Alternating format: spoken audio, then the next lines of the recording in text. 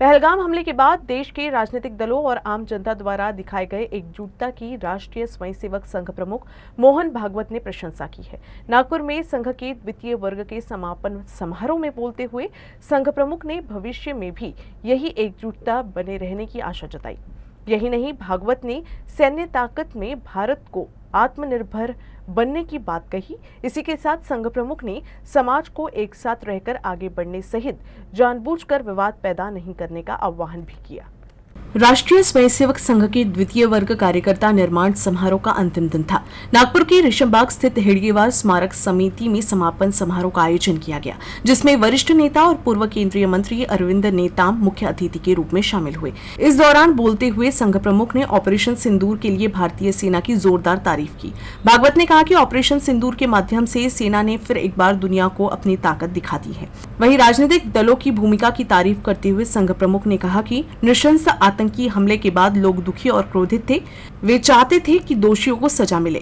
कार्रवाई की गई और सजा भी दी गई। हमारी सेना ने एक बार फिर पराक्रम दिखाया। प्रशासन की दृढ़ता भी देखने को मिली। समाज ने भी एकता का संदेश दिया। राजनीतिक दलों ने भी आपसी समझदारी दिखाई, जो आगे भी बनी रहनी चाहिए।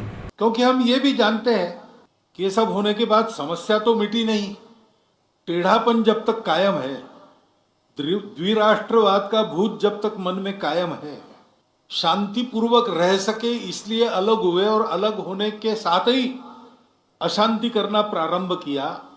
ये दोगलापन जब तक जाता नहीं, तब तक देश पर ये खतरे बने रहेंगे।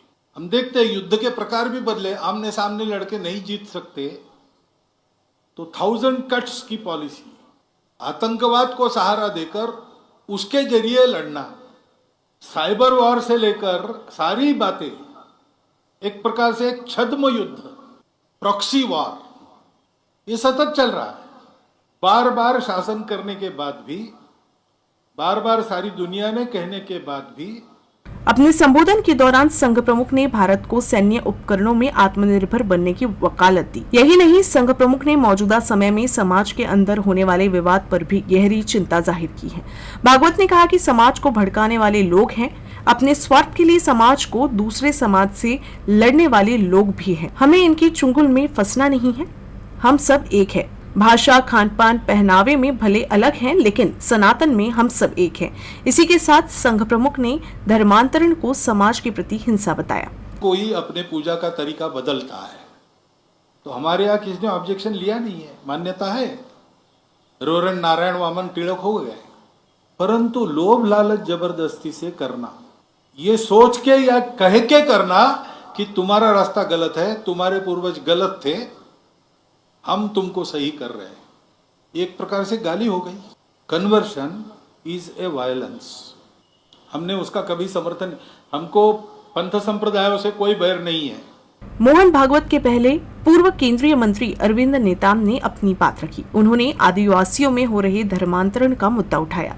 पूर्व केंद्रीय मंत्री ने कहा, अब तक किसी भी राज्य सरकार ने धर्मांतरण के मुद्दे को गंभीरता से नहीं लिया है, लेकिन मुझे लगता है आरएसएस ही एकमात्र संस्था है जो इस दिशा में मदद कर सकती है। इसी के साथ नेताम ने नक्सलियों के खिलाफ शुरू कार्रवाई का स्वागत करते हुए मांग की, सरकार ऐसी कार्रवाई करे कि नक्सलवाद दोबारा सर न उठा सके। जो मुद्दा, जैसे मैंने कहा कि नक्सली और समस्या है, मैं भारत सरकार को धन्यवाद देना चाहता हूँ। इस समस्या का काफी समाधान बस्तर में हो गया है, पर मैं संघ को आगाह करना चाहता हूँ कि अगर समस्या खत्म हो गया, उसके बाद क्या? अगर भारत सरकार सोती रही तो मान के चलिए कि समस्या फिर खड़ा होगा।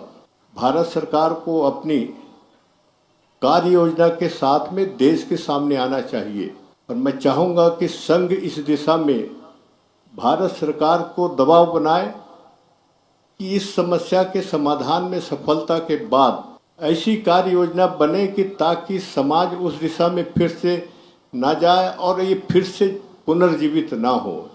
ये बहुत ज़रूरी है, नहीं तो ये कभी भी ये जिंदा हो सकते हैं और फिर से वही समस्या हो।